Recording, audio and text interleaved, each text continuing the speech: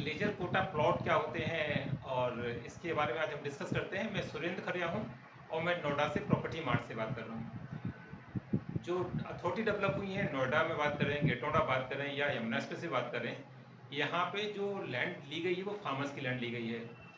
तो फार्मर्स को उसकी कॉस्ट भी दी गई है, साथ ही साथ में उनको एक डेवलप्ड एरिया में अथॉरिटी के जो नियम कानून होते हैं वो उसमें लागू होते हैं और डेवलप्ड एरिया में एक सर्टेन एरिया कोई 5%, 6%, 7% का एरिया डेवलप करके उनको अथॉरिटी ने दिया हुआ है किसान को।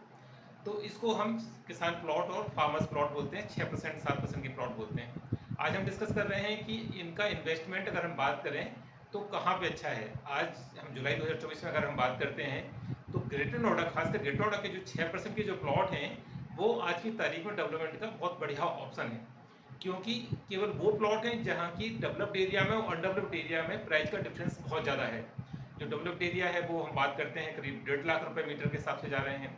जो अनडेवलप्ड एरिया है जिनकी हम बात कर रहे हैं, किसान कोटी प्लॉट की बात कर रहे हैं, वो 70,000 रुपये से शुरू हो जाते हैं। तो वो एक जो डिफरेंस है वो हमको बेनिफिट देगा, जैसे ही वो जो अनडेवलप्ड एरिया है किसान कोटे वाला, वो जैसे जैसे डेवलप हो जाएगा उसके प्राइस बढ़ने शुरू हो जाएंगे, बढ़ने शुरू हो जाएंगे, बढ़ने शुरू हो जाएंगे और वो जो डेवलप्ड एरिया है उसकी तरफ पहुंचने शुरू हो जाएंगे।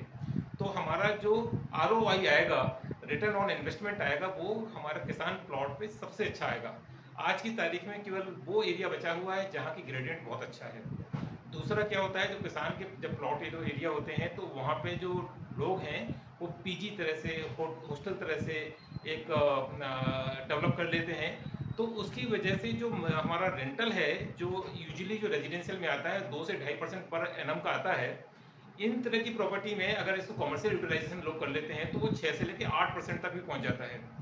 तो हमारा इन्वेस्टमेंट अगर हम चाहते हैं लॉन्ग टर्म इन्वेस्टमेंट के हिसाब से कि हमारा मंथली इनकम आती रहे, तो बहुत अच्छा इन्वेस्टमेंट है।